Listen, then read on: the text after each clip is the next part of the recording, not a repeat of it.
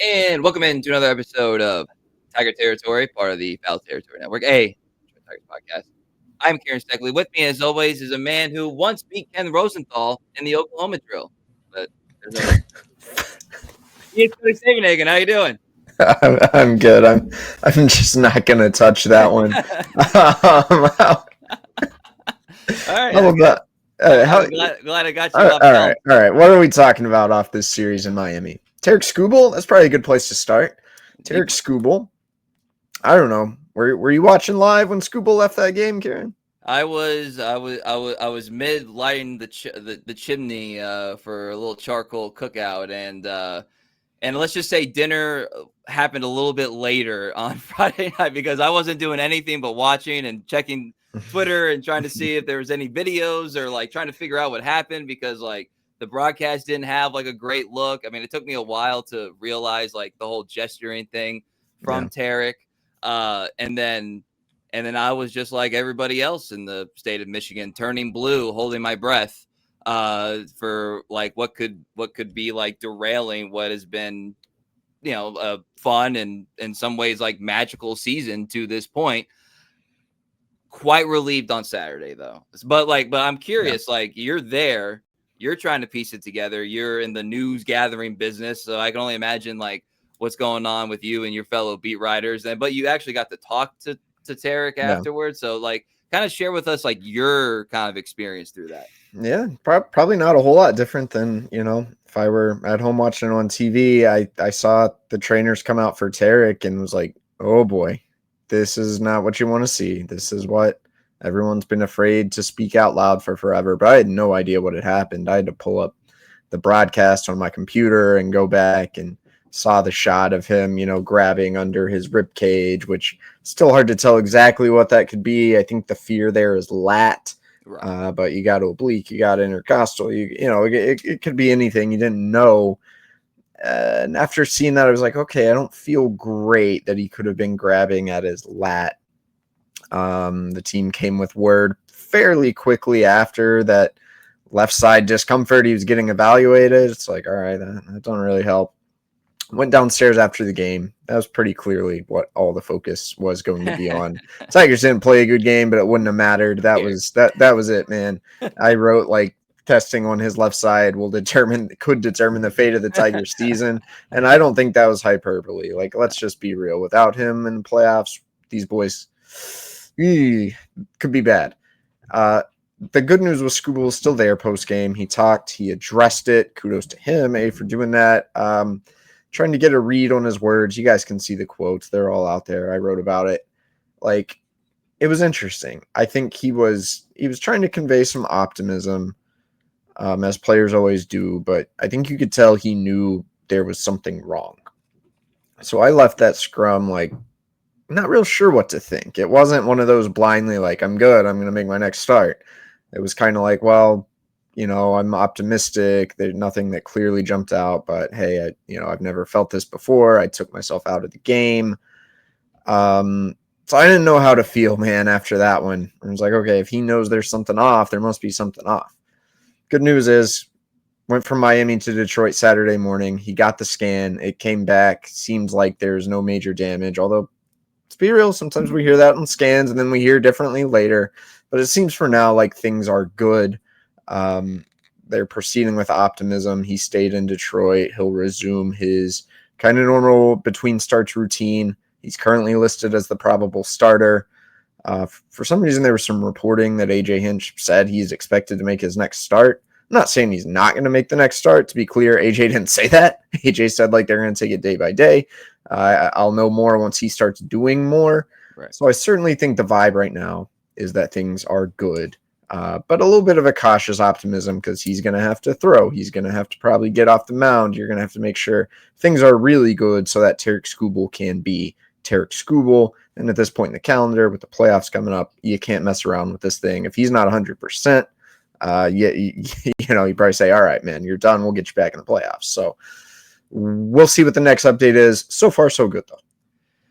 Yeah, it was weird because you hear the tightness part and you're like, okay. And then, the fact that he's like, the reason why teams and players don't put these guys in front of microphones and cameras in this situation is because he really doesn't know anything, nor do they know anything. So like that's like the relatively unique part of the fact that he did it. Obviously glad that he did, and AJ too. And the classic AJism, underrated AJism of well, you can talk to him. Like, Oh, pulls that one out a lot. he loves that. You can talk to him.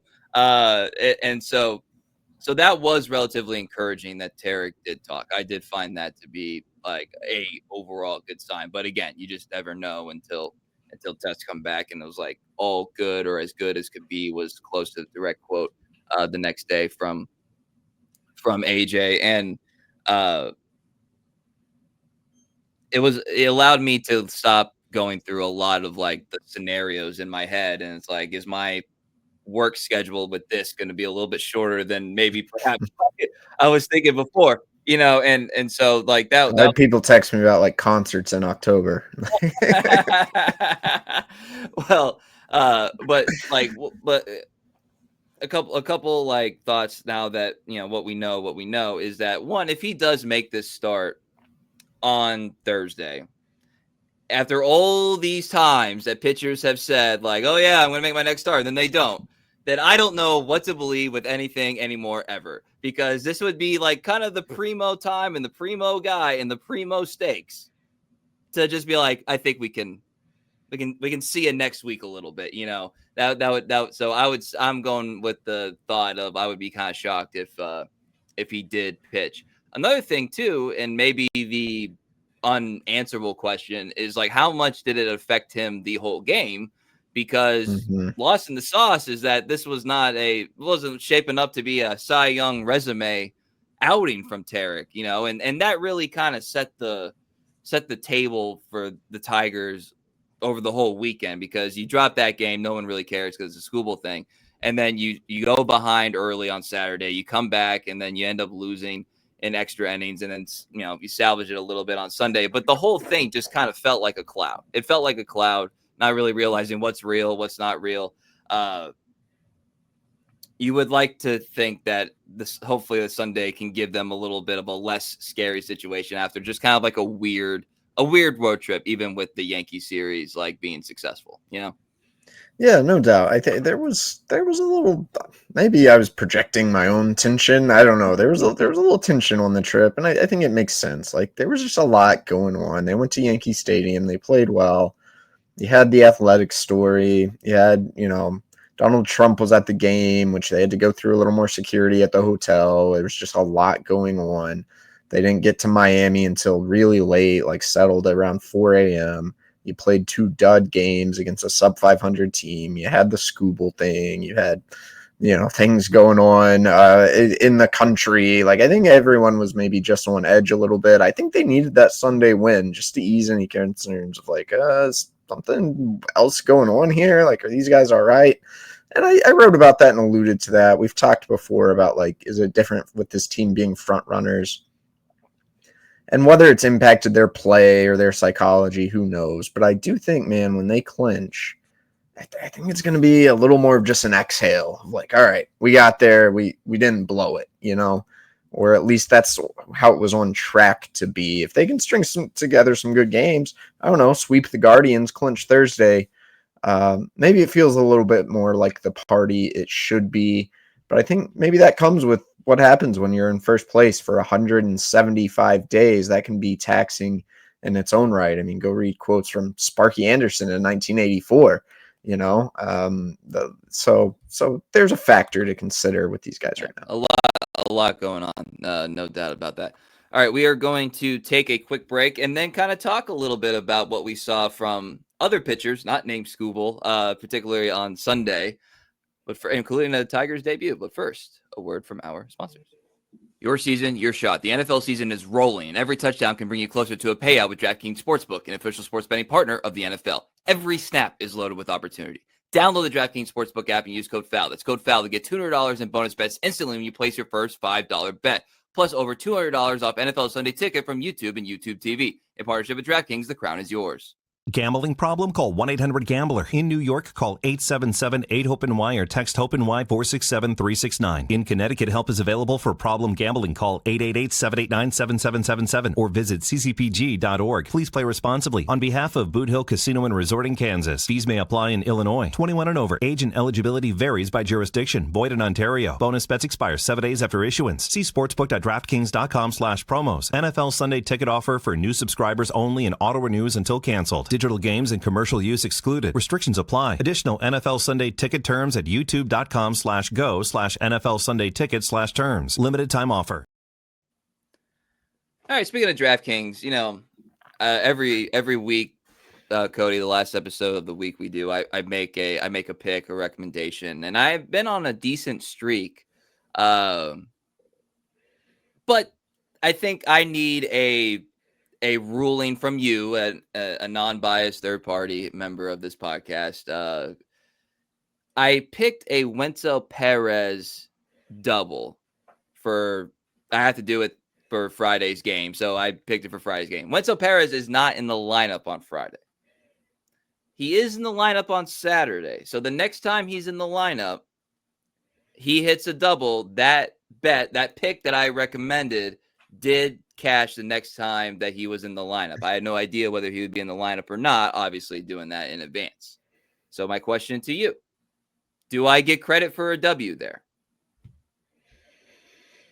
Like, I guess half credit, Okay. If we had any listeners who took your advice, maybe you'd have to ask them, because if they placed that for Friday's game, then they're probably not too happy. If they placed that for Saturday's game, maybe they are. I don't love talking about betting on baseball because it's naturally uncomfortable. So maybe I'll just leave it at that. I think, if you placed it for Friday, great. Or bad. If you placed it for Saturday, okay, then it counts. Fair enough. I mean, it's one of those things that was out of my control, but I do, like, mentally, I feel like I got it correct, because again, the next time he was in the lineup, he had to double. All right. Let's move on to one of the what probably would have been one of the more interesting, and especially when you're talking about playoff piece stuff, had Skubal not gotten hurt, would be Jose Urquidy making his Tigers debut. This was like one of those, if you love the savvy Scott Harris, like, this is one of the moves that the whole time was like, man, this actually could end up being like a really smart play by the front office there, because obviously he's, they signed him when he's still recovering from Tommy John, and so he hadn't pitched in 2 years.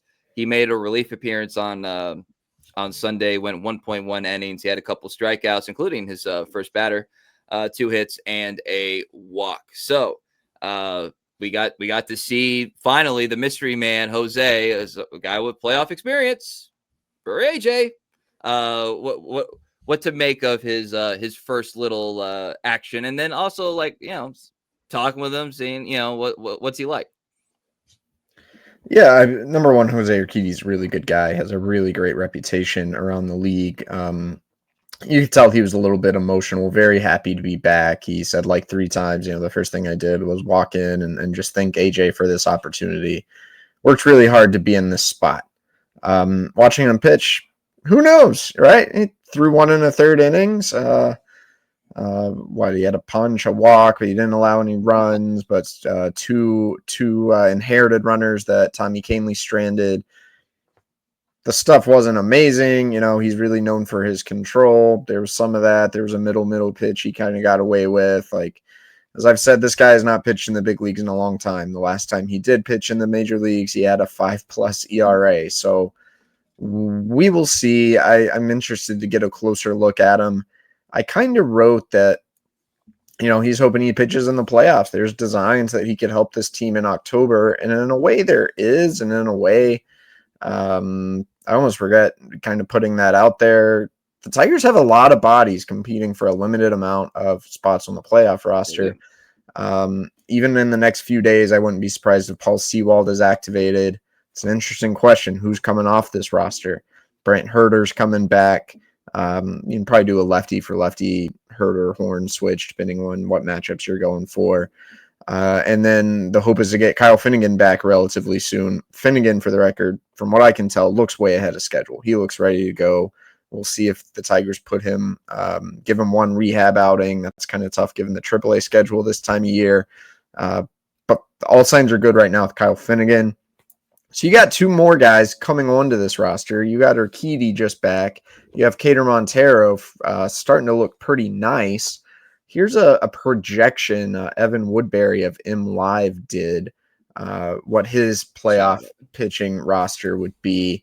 And this does not contain Jose Urquidy.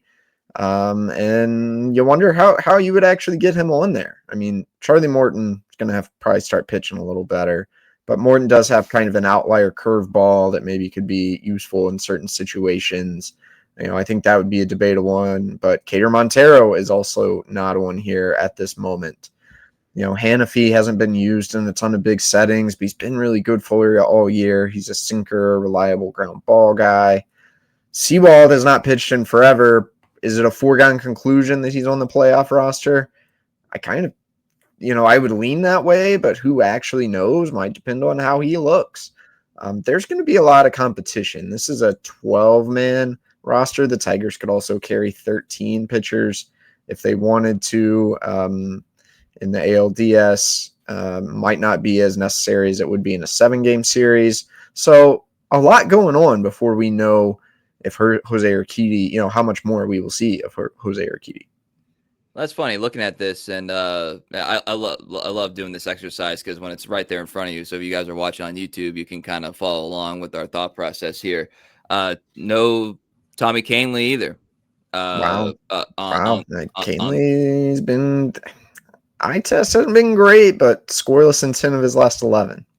And that's the thing. Like this was like Sunday. Oddly, was like the whole time on Sunday, I was like, could some of these guys get like real meaningful leverage postseason-ish like runs? Like, the Urquidy thing we just talked about, Canley, as we've talked about a lot. And, obviously Vest in the back end, that speaks for itself. But Montero, like if you're one of those guys, and we're talking about Cater Montero in this specific instance, if you're one of those guys that's been like, kind of asking the question over and over again, like, why aren't we getting more Cater Montero? Like he's as experienced as anybody on this roster, really, in terms of pitching, in meaningful games. This was an example. Like he five innings, he gave up 3 hits, he had 5 Ks, he didn't have a run, didn't have a walk. Like you got a little feather in your cap if you're Team Cater.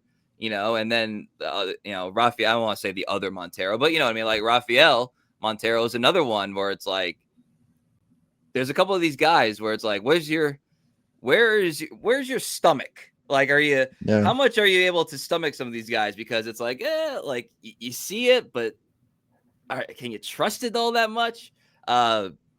Basically a trial for 2 weeks. It's going to be fascinating. Yeah. I don't want to speculate too much on someone's livelihood here, but we haven't brought up the name Chris Paddock, who's a trade deadline acquisition, got himself a nice save at Yankee Stadium. Is he even going to make it to the finish line? If you're bringing up a Seawald or a Finnegan, that could be another roster option that would make a lot of sense because right now I think Paddock is pretty easily eliminated from your playoff roster, and that's just being real.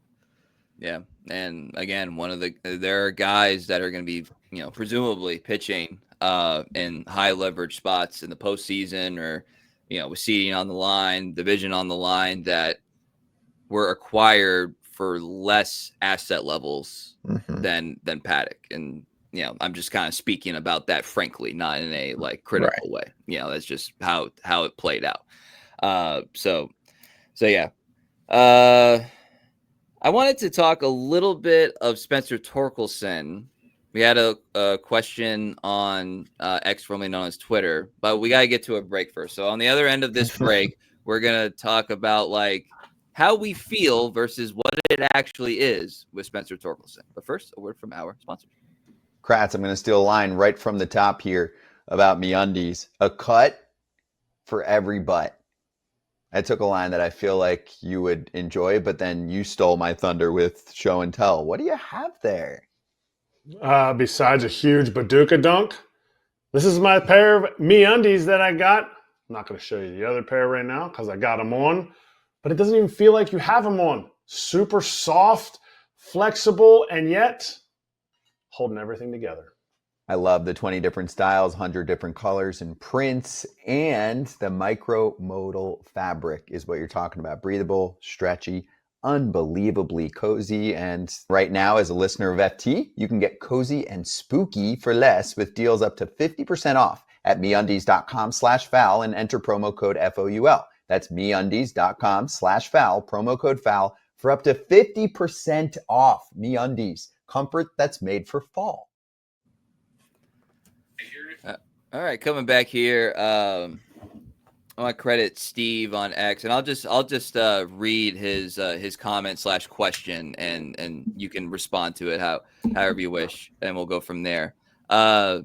Idea for the pod tonight, mentioning how identical Torque's 2023 and 2025 seasons now are. Torque is grading out better defensively, but turning out not to be the breakout we thought in April. He just might be CJ Crone / Hoskins in a good year. So what do you think? Yeah, I responded. So people get so mad at me when I talk like this. You guys seem always like I need to either talk about Spencer Torkelson like he is prime Mark McGuire or like he's a bust who will never play in the major leagues. I think this comparison might just be spot on. Spencer Torkelson's having himself a nice year. Let us not overlook that in any way. He's got 28 homers, 115 WRC plus, career high 2.1 wins above replacement. But you chalk a lot of that up, and it is more like, Rhys Hoskins, CJ Crone level than it is, anything else. He's become a little bit better version than the 2023 version of himself, largely because his defense has been better. He's at +4 defensive runs saved now, -1 outs above average. I do think he just has become a little more comfortable on defense. He's still not quite Gold Glove level, or anything like that. Can still make a clumsy play here and there. But he's been better. He's moving better. Deserves a lot of credit for that. If you go look at similarity scores on Baseball Reference for Torkelson, obviously this includes the lean times in his career, but similar batters: Craig Kuzic, Norm Zokin, Dan Johnson, Mark Johnson, Brett Wallace, Gale Harris, similar batters through age 24, Ken the Hawk Harrelson, Derek Lee, who turned into a really good player, George Scott, Jared Kelenic, Justin Smoke is a name people might be familiar with. Smoke. These are the players he's mixed in with now based on the performance at this point in his career. And if he continues to have years like this, where he's a 2.5 WAR first baseman, that's good, and you will certainly take that. And if he can hit 30 homers, you want that on your ball club. But as a right-handed first baseman, it's not necessarily going to get you paid with some super lucrative deal. This is just what the facts tell me. I think Torque deserves a lot of credit for his work, for his mental fortitude, for having a good year, being a fulcrum in the middle of this order. But if we're just real about where the performance is at, I think it's closer to what Steve mentioned. Sure. And just a couple other numbers to contextualize this. In that 2023, I guess we can call it a breakout season, since, it was first time he had kind of shown real major league ability with 30 home runs. He was this on Baseball Reference, he was a -1.8 defensive WAR player. So nearly -2 defensive WAR. This year, just -0.3. So just right below average, obviously. And essentially the same offensive WAR. I mean, his batting average is near identical. Probably the biggest difference, if you want to look from 2023 to now, is that his on base was 313, shout out, in 2023, and then this year currently it's 332. So that's huge. I think he needs to be a 330 plus on base guy, and he's taking his walks more, and that's helping. And that's been the case. He has been a better at bat since he came back up last season. That was clear the entire way. It's played out this year, and he deserves a lot of credit for that. The change in the change in the load, I guess, as well. It's fine. It's working. I still feel like I guess I don't know if everybody's up to their own interpretation, whether it's a breakout year for him.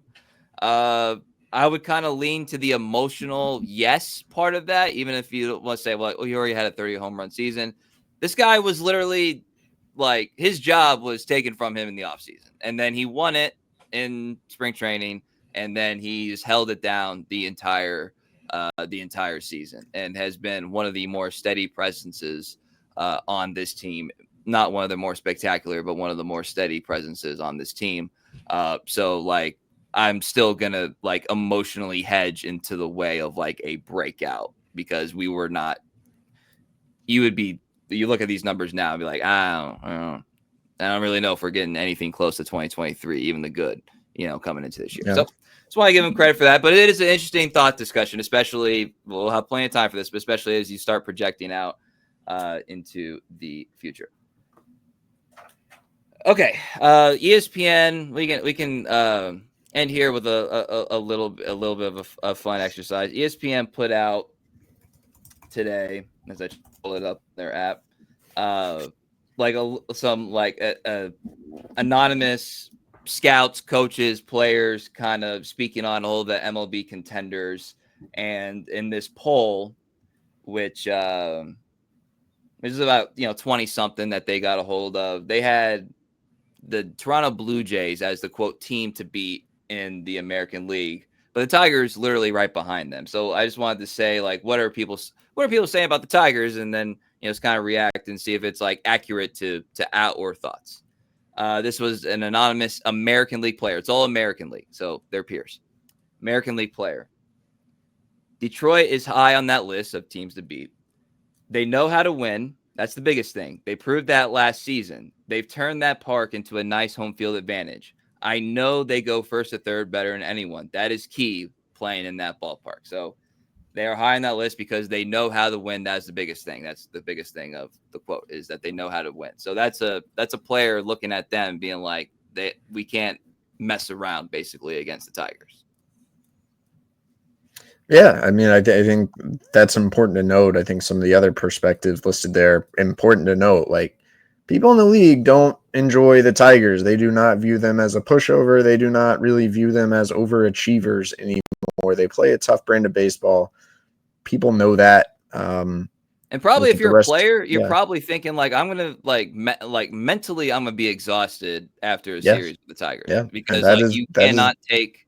It's not just like you obviously can't take any plays off, but you can't take a part of a play off. Like, you always have to be like on it, and that's why he mentions the first and third thing. That's why we talk about it all the time. This is from a scout, an American League scout. Sometimes seeing a team play a lot, you can get a more negative opinion than what their record is. I think that's a very relatable statement. And sometimes it can be a more positive opinion than their record. With the Tigers, it's the latter, and they already have a really good record. So that's somebody saying they're like, I watch this team a lot and they have a good record, but I think they're actually better than that. It's not just like, like a fluke or whatever. So I thought that was pretty interesting coming from a scout. Yeah. Just perspective right there. And then an American League executive, I assume this was probably mentioned prior to Friday, but it hopefully should still hold some water. I've tried to fill out playoff rotations without a true ace. It's really tough. So having Tarik Skubal makes all the difference for me. Unless he runs out of gas, Detroit is my pick as the quote team to beat. So what you have here from a scout perspective, and an executive perspective, and a player perspective is they know how to win. The more you watch them, the more you like the way that they approach the game. And they have the ultimate ace in the hole, metaphorically speaking, in Tarik Skubal. So there you go. I felt that was a pretty positive outlook for the Tigers as we talk about all the things that could go wrong. No, it really is. Like, it brings up all the strengths. I think their brand of play and Skubal are their great equalizers, are the things that could propel them forward. It didn't get into any of the weaknesses. But that's interesting because the outside observers aren't as concerned with maybe some of the weaknesses as those of us who are locked in on the team every day are.